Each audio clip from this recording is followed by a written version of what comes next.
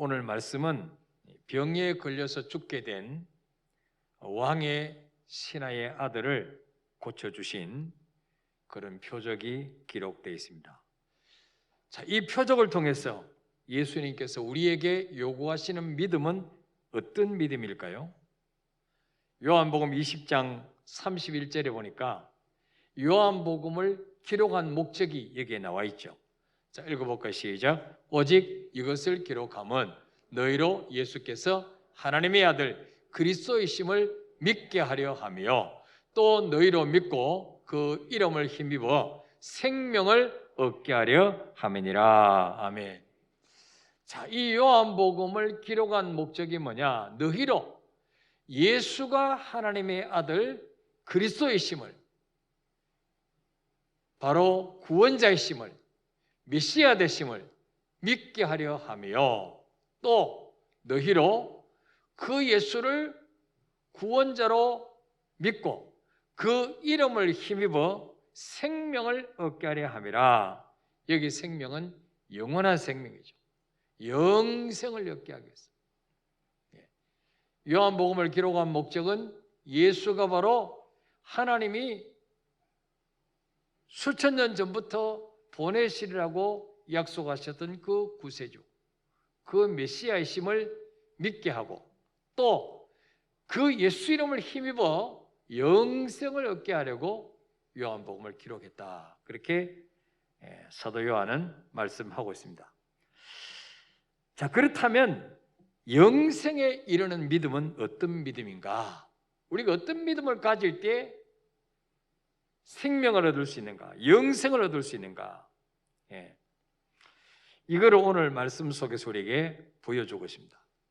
지금까지는 예수님이 행하시는 표적을 보고 예수가 메시아임을 믿었습니다.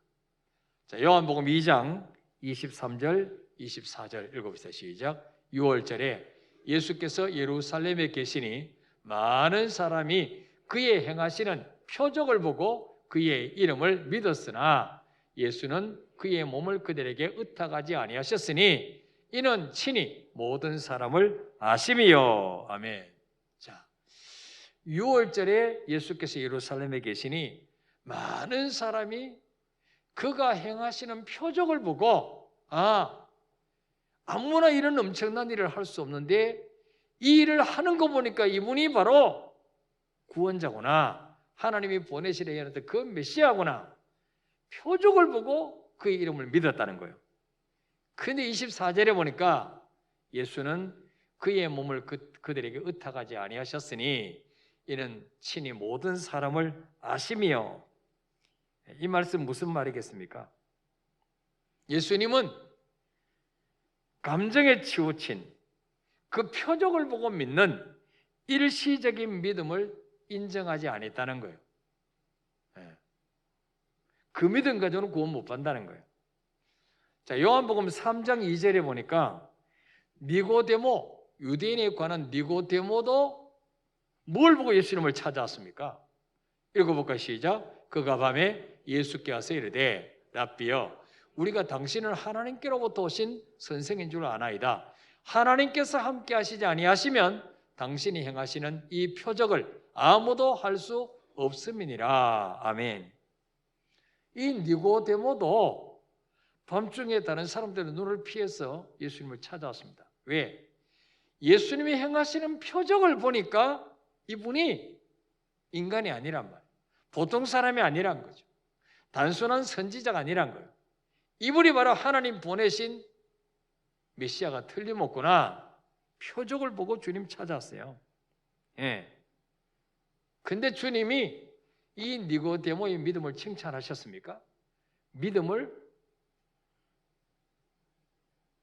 인정하셨습니까? 인정하지 아니하셨어요.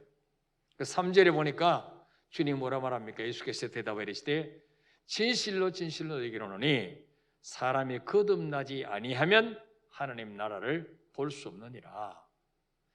표적 보고 믿어서는 너 구원 못 받아. 거듭나야 돼.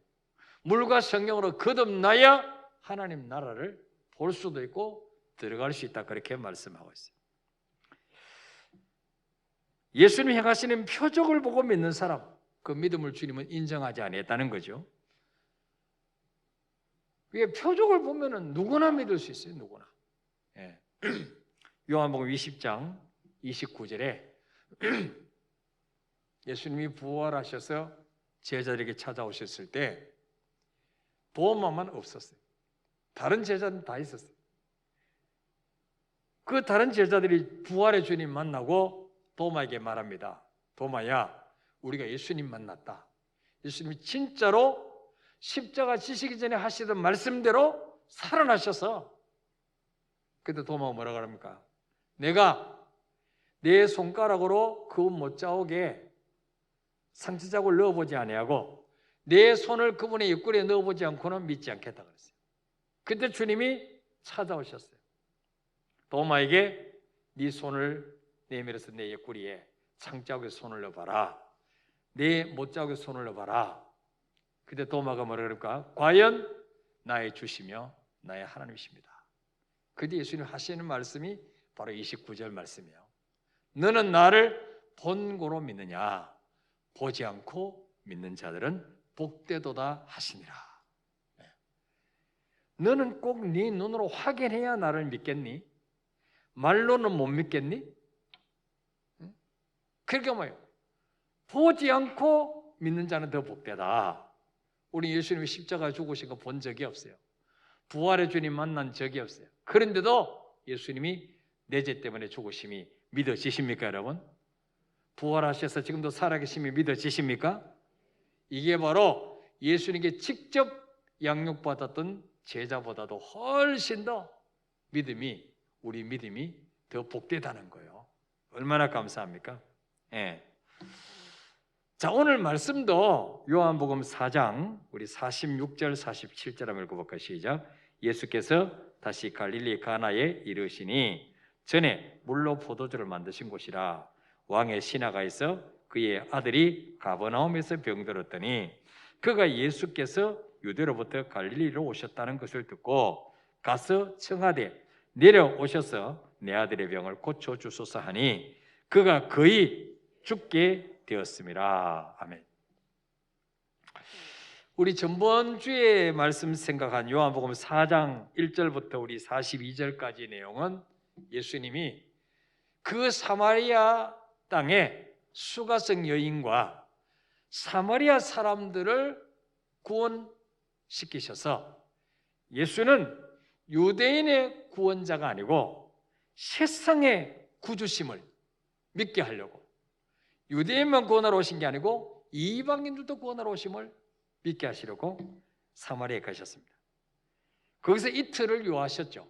그리고 이틀 후에 다시 뭡니까? 갈릴리로 다시 오십니다. 갈릴리로 오셔서 어디로 가셨냐? 가나라는 동네에 가셨어요.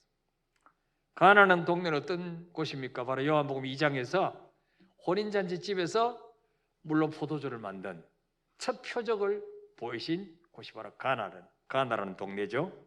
자, 그 가나라는 곳에 이르셨는데 왕의 신하가 그의 아들이 병들었어요. 근데 그 왕의 신하의 아들은 지금 어디에 있습니까? 가버나움에 있어요. 가버나움. 우리 성지순례 가보신 분들은 우리 갈릴리 바다 옆에 가버나움이 있는데 그게 베드로의 고향이에요. 거기 베드로가 살았던 집이 있고 거기에 베드로 동상이 있고 천국 열쇠를 들고 있는 것을 보셨습니다. 예. 자, 가버나움에서 병들었는데 47절에 읽어볼까 시작. 그가 예수께서 유대로부터 갈릴리로 오셨다는 것을 듣고 가서 청하되 내려오셔서 내 아들의 병을 고쳐주소서 하니 그가 거의 죽게 되었음이라. 아멘. 이 왕의 신하는 가버나움에서 예수님이 지금 갈릴리 가나라는 동네에 계신다는 소식을 듣고 가나까지 달려왔습니다. 그리고 예수님께 요청을 합니다. 내려오셔서 내 아들의 병을 고쳐주소서. 내 아들이 지금 거의 죽어가고 있습니다. 예. 이 가나에서 가버나움까지 거리는 90리 정도 돼. 90리. 10리가 4km니까 36km 정도 되는 거리죠. 그 당시에 무슨 교통수단이 있는 곳에 걸어가셔야 되죠. 그 뜨거운 땡볕을 36km를 걸어가서 이제 그 왕의 신의 아들을 고쳐주셔야 됩니다. 자, 그럴 때 48절에 주님이 뭐라 말씀합니까? 시작. 예수께서 이르시되 너희는 표적과 기사를 보지 못하면 도무지 믿지 아니하리라. 아멘. 예수님께서 그 왕의 하인을 신하를 보고 말씀합니다. 너희는 표적과 기적을 보지 않으면 도무지 나를 믿지 아니하는구나. 예. 여기에 너희라는 단어를 썼습니다. 네가 표적과 기사를 보지 않으면 도무지 믿지 아니하는구나가 아니고 너희는 이 너희라는 말 속에는요, 예루살렘 사람들도 유대의 관원인 니고데모도 갈릴리 사람들도 오늘날 우리까지 다 포함해서 너희는 표적과 기적을 보지 못하면 도무지 나를 믿지 아니하리라. 이 말씀 속에는 책망이 들어있죠. 칭찬이 아니죠. 책망을 한 뜻이 담겨져 있습니다. 자, 그럴 때 49절에 신하가 이르되 주여 내 아이가 죽기 전에 내려오소서. 이 신하는 주님의 심정을 아는지 모르는지 책망하든 말든 지금 자기에게 다가온 문제는 아들을 살리는 거예요. 그래서 주여 이렇게 머뭇거릴 시간이 없습니다. 지금 내 아들이 내가 저 가버나움에서 36km를 달려서 오기 전에 이미 거의 죽게 되었는데 지금 어떻게 될지 모르겠습니다. 빨리 가서 죽기 전에 내 아들 좀 살려주십시오. 그랬어요. 자, 그럴 때 주님이 50절을 봅시다. 시작. 예수께서 이르시되 가라 내 아들이 살아있다 하시니 그 사람이 예수께서 하신 말씀을 믿고 가더니. 아멘. 자, 주님이 그 왕의 신하 보고 가라 네 아들이 살아있다. 이 말씀 뭐예요? 내가 안 가도 네 아들은 살아나. 너 아들 안 죽어. 그렇게 말씀하십니다. 예수님은 신하와 함께 가버나움에 내려가셔서 안 내려가셨어요? 안 내려가셨어요. 그러면 그 자리에서 왕의 신하의 아들이 살아났다는 표적과 이적을 보여주셨습니까? 그것도 보여주지 않았습니다. 그에게 단지 뭐만 주셨어요? 말씀만 주셨어요. 말씀. 무슨 말씀? 가라 내 아들이 살아있다. 말씀만 주시는 거예요. 뭐 요즘 같으면 진짜요? 그리고 휴대폰으로 가버나움에 전화해서 여보 내 아들 안 죽었어? 괜찮아? 아까 내가 올 때보다 좀 밥이나 좀 먹고 좀 열이 떨어졌어? 이렇게 연락해 볼 수 있는데 확인해 볼 수 있는데 그 당시에는 뭐 그런 게 없잖아요. 답답하죠? 예수님은 네 아들이 안 죽어 살아있으니까 걱정하지 말고 가 그러는데 그 사람은 뭐예요? 도무지 이게 안 믿어지는 거예요. 아무 표적도 안 보여주시고 아무 눈에 보이는 증거도 안 보여주시고 그냥 가라는 거예요. 자, 이 왕의 신하는 이러려고 온 게 아니잖아요. 예수님 모시고 가려고 왔잖아요. 근데 이게 예수님은 안 가시겠다는 거예요. 아니, 택시를 불러야 되나? 왜 이렇게 안 가신다고? 고집만 피우시냐?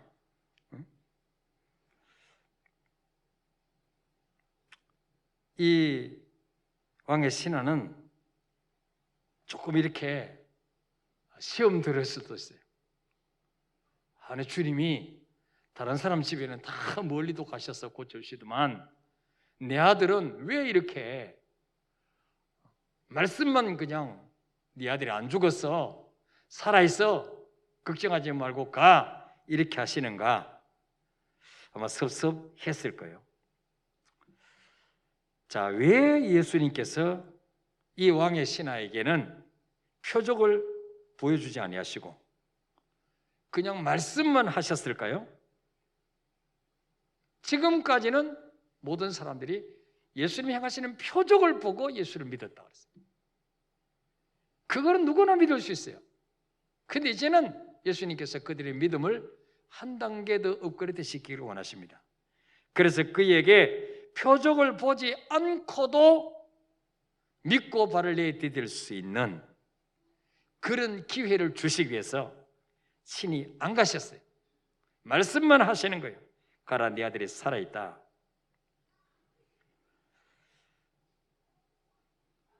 신은 아마 갈등했을 거예요. 정말 주님 말씀을 믿고 가야 될까? 아니면 끝까지 주님을 설득시켜서 모시고 가야 될까? 갈등했겠죠. 눈에 보이는 아무 표적이 없으니까. 근데 놀라운 사실은요, 50절 중반에 보니까 그 사람이 예수께서 하신 말씀을 믿고 가더니, 그랬어요. 믿고 가더니. 대단한 믿음이에요. 지금까지 사람들은 표적을 보고 믿었어요. 근데 이 왕의 신하는 주님은 꿈쩍도 안 하시니까 걱정하지 말고 가, 네 아들 안 죽어. 그러니까 그 말씀을 믿고 가더니 어떤 일이 벌어졌습니까? 51절 읽읍시다. 시작. 내려가는 길에서 그 종들이 오다가 만나서 아이가 살아있다 하거늘. 아멘. 자, 이제 이 왕의 신하는 가나에서 가버나움을 향해서 내려가고 죽어가던 아이가 살아났으니까 이제는 밥도 먹고 하니까 정신을 차렸으니까 이제는 그 집 하인이 이 기쁜 소식을 우리 주인에게 전해야 되겠다. 그리고 가버나움에서 가나로 지금 자려고 있어요. 중간 지점에서 딱 만난 거예요. 예. 그래서 종들이 뭐라 그럽니까? 주인님, 도련님이 살아났습니다. 그렇게 이야기하는 거예요. 그래서 이 왕의 신하가 묻습니다. 52절에 언제쯤 열이 떨어졌니? 언제쯤 누워있다가 일어나서 밥을 먹었니? 그랬더니 뭐예요? 어제 7시에 열기가 떨어졌나이다 하는지라. 어제 7시. 그 시간에 바로 어떤 시간입니까? 53절에 그의 아버지가 예수께서 내 아들이 살아있다 말씀하신 그때인 줄 알고. 보세요. 예수님의 능력은요, 꼭 가서 안수 안 해도 돼요. 여기서 말씀으로 천지 만물을 창조하신 주님이 36km 떨어져 있는 가나에서 네 아들이 안 죽어, 살아있어, 이 말씀을 믿음으로 받고 갈 때에 그 시간에 휴대폰으로 확인은 못했지만 그 시간에 예수님의 능력이, 말씀의 권세가 시공간을 초월해서 그 90리 떨어진 가버나움에서 열이 펄펄 끓고 혼미하게 정신이 왔다 갔다 하는 그 아들에게 주님의 권세가 임하신 거예요. 그 시간에 열기가 떨어지고 정신이 돌아오고 건강이 회복되었다는 거예요. 그의 아버지가 예수께서 네 아들이 살아있다 말씀하신 그때인 줄 알고 자기와 그 온 집안이 다 믿으니라 그랬어요. 예. 이것이 바로 54절에 보니까 예수께서 유대에서 갈릴리로 오신 후에 행하신 두 번째 표적이니라. 첫 번째 표적은 뭐예요? 물로 포도주를 만든 사건. 두 번째 표적은 뭐예요? 주님이 말씀으로 90리 밖에 있는 왕의 신하를 살리신 표적. 이게 두 번째 표적이란 거죠. 예.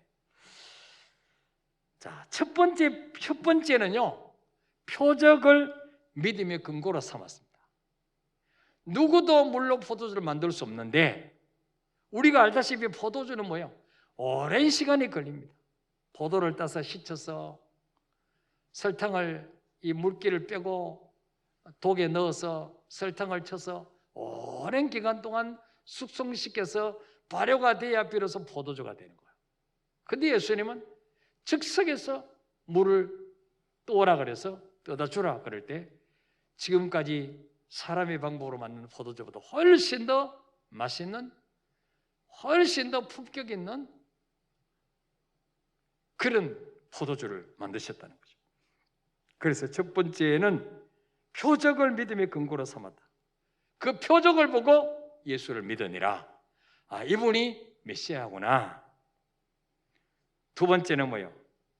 표적을 믿음의 근거로 삼은 게 아니고 말씀을 믿음의 근거로 삼았다. 말씀을. 이것을 통해서 예수가 그리스도 되심과 생명을 얻는 믿음, 영생을 얻는 믿음은 하나님의 말씀을 믿을 때 얻을 수 있다. 이걸 보여주신 거예요. 믿습니까, 여러분? 어느 믿음이 더 큰 믿음이에요? 표적을 보고 믿는 믿음이에요? 말씀만 붙들고 믿는 게 더 큰 믿음이에요? 그렇죠. 말씀만. 그게 더 큰 믿음이에요.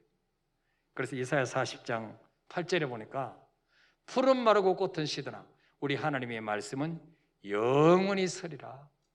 여러분, 아무리 환경이 어렵고 답답하고 문제투성이에도 약속의 말씀, 이 말씀을 날마다 묵상하고 내게 주신 약속으로 붙잡고 내 권리로 주장하고 주여 이 말씀대로 내게도 이루어지게 하여 주옵소서.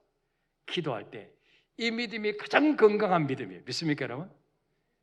말씀의 뿌리를 가지고 믿는 믿음, 이 믿음이 가장 건강한 믿음이에요. 여러분, 표적을 보고 쫓아다니지 말고 어디 뭐 병곤 치다더라 그거 쫓아다니지 말고 말씀의 건강한 믿음, 이게 너무 중요한 거예요. 그래서 여러분, 저는 설교할 때 성경 구절을 엄청 많이 인용하죠. 왜 그렇습니까? 말씀의 건강한 믿음을 가지라는 거예요. 그저 뭐 감동되는 예화나 하고 세상 돌아가는 이야기하면요, 여러분의 삶의 위기를 만날 때 못 이겨냅니다. 그 예화가 여러분을 이길 수 없어요. 그러나 천지가 없어지기 전에는 일제외로 변하지고 반드시 이루어지는 약속의 말씀을 붙잡을 때 그 말씀이 여러분을 이겨내게 하시는 거예요. 문제를 이겨내게 하시는 거예요. 말씀이 너무 중요한 거예요. 그래서 여러분, 말씀의 뿌리가 없으면 이단에게 다 넘어가는 거예요. 말씀의 뿌리가 없으면. 이단들이 어떤 사람 찬지 아십니까? 교회는 열심히 다니는데 구원에 확신이 없는 사람. 그 사람 밥입니다. 그거 가면 뭔가 막 찬양하고 뜨겁고 뭔가 막 교회에서 없는 게 있는 것 같거든요. 또 교회 사역에 너무 많아서 지쳐서 힘든 사람, 그래서 그에 대해서 불평불만을 가진 사람, 이 사람들이 막 이 이단에 탁했어요. 그 다음에는 시험 든 사람, 교회에서 성도끼리 상처받고 목회자에게 시험 들고 상처받고 이런 사람들을 마귀는 이단들은 노리고 가는 거예요. 그래서 여러분, 영생 얻는 믿음은 표적을 보고 믿는 믿음이 아니라 말씀을 그대로 믿는 믿음. 믿습니까, 여러분?